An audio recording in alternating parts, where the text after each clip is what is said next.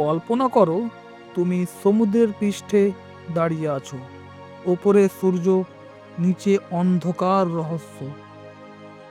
Empire state building, Eiffel tower, Burj খালিফা, এমনকি Mount Everest পর্যন্ত, এগুলো কি সমুদ্রের সামনে বাঁচবে? অর্থাৎ সমুদ্রের গভীরতা কি সেগুলোর চেয়েও বেশি? চলুন সমুদ্রের নিচে কি লুকিয়ে আছে আজকের এই ভিডিওর মাধ্যমে আমরা জানব। তার আগে আপনাদেরকে রিকোয়েস্ট করছি, আমাদের এই চ্যানেলটা সাবস্ক্রাইব করুন, তার সঙ্গে লাইক ও শেয়ার বাটন অন করে দিন। চলুন বন্ধুরা,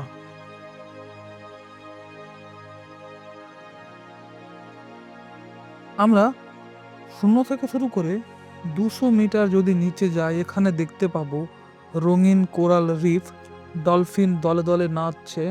কিন্তু দেখো, এই জায়গাটাতেই যদি আমেরিকা সবচেয়ে উঁচু বিল্ডিং এম্পায়ার স্টেট বিল্ডিং, যার উচ্চতা হচ্ছে 381 মিটার, যদি আমরা এটাকে উল্টো করে এখানে নামিয়ে দিই, এই পুরোটা কিন্তু এখানে ডুবে যাবে। অর্থাৎ নিউ ইয়র্কের আকাশ ছোঁয়া বিল্ডিং এখানেই শেষ। আমরা কিন্তু আরও নামবো। এবার আমরা চলে আসবো টুইলাইট জোন, অর্থাৎ 200 থেকে 1000 মিটার পর্যন্ত গভীরতাকে বলা হয় টুইলাইট জোন। এখানে আইফেল টাওয়ার প্লাস বুর্জ খালিফা একসঙ্গে ডুবে যাবে।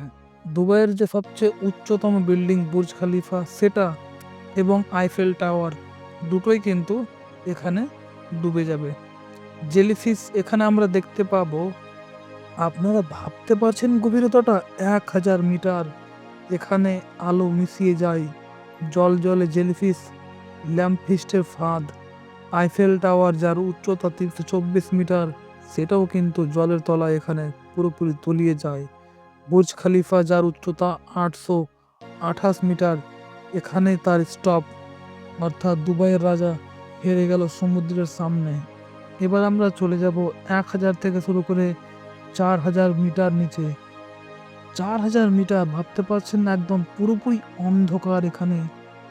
এখানে আমরা দেখতে পাবো জায়েন্ট স্কুইড, অ্যাঙ্গারলারের ভয়ঙ্কর মুখ। সমুদ্রের গড় গভীরতা এখানে 3.7 কিমি।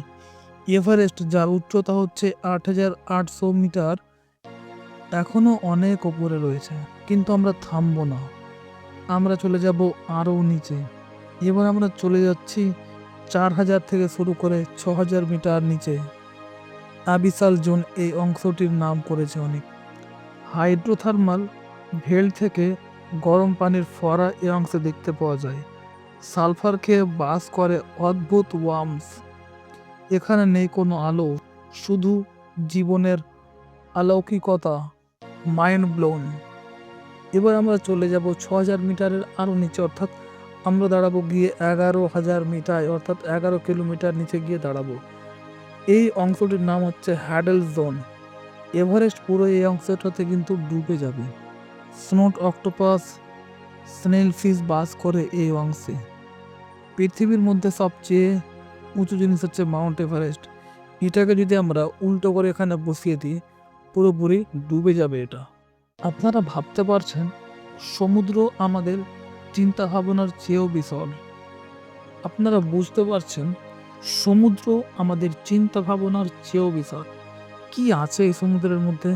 শেয়ার করো এই রহস্যগুলো।